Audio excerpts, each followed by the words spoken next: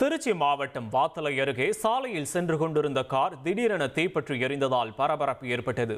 கூடுதல் விவரங்களை செய்தியாளர் வினோத் வழங்க கேட்போம். வினோத், வணக்கம். இப்ப என்ன நிலவரம்? கார்ல இருந்தவங்களுடைய நிலை என்ன? விவரங்கள். தருமபுரி மாவட்டத்தைச் சேர்ந்த அப்துல் காதர் என்பவர் தனது மனைவி சபிதாவுடன் ராமநாதபுரம் மாவட்டத்திற்கு செல்வதற்காக காரில் புறப்பட்டு வந்து கொண்டிருந்தார். திருச்சி மாவட்டம் வாத்தலை அருகே மஞ்சக்கோரை என்ற இடத்தில் கார் வந்து கொண்டிருந்த போது திடீரென கார் என்ஜினில் இருந்து புகை மூட்டம் கிளம்பியிருக்கிறது. இதனை பார்த்த அப்துல் காதர் பதற்றத்தில் திடீரென காரை பிரேக் பிடித்துள்ளார். இதனால் கார் தாறுமாறாக ஓடி சாலையின் ஓரத்தில் நல்வாய்ப்பாக நின்றுள்ளது.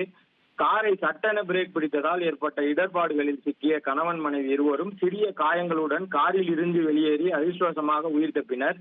பின்னர் சிறிது நேரத்தில் கார் என்ஜினில் தீ பிடித்ததுடன் அந்த தீயானது மலமளவென பரவி கார் முற்றிலும் தீப்பற்றி எரிய தொடங்கியது.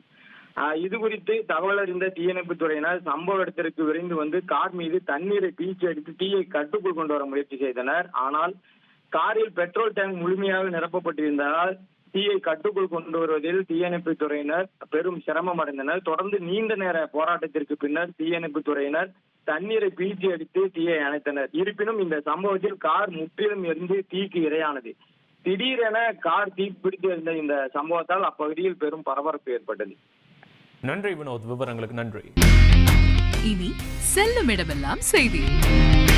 தந்தை டிவியின் வாட்ஸ்அப் சேனலை ஃபாலோ பண்ணினா செல்ல இருக்கும் இடமெல்லாம் செய்தி. இதோ QR கோட் இப்பவே ஸ்கேன் பண்ணுங்க, ஃபாலோ பண்ணுங்க.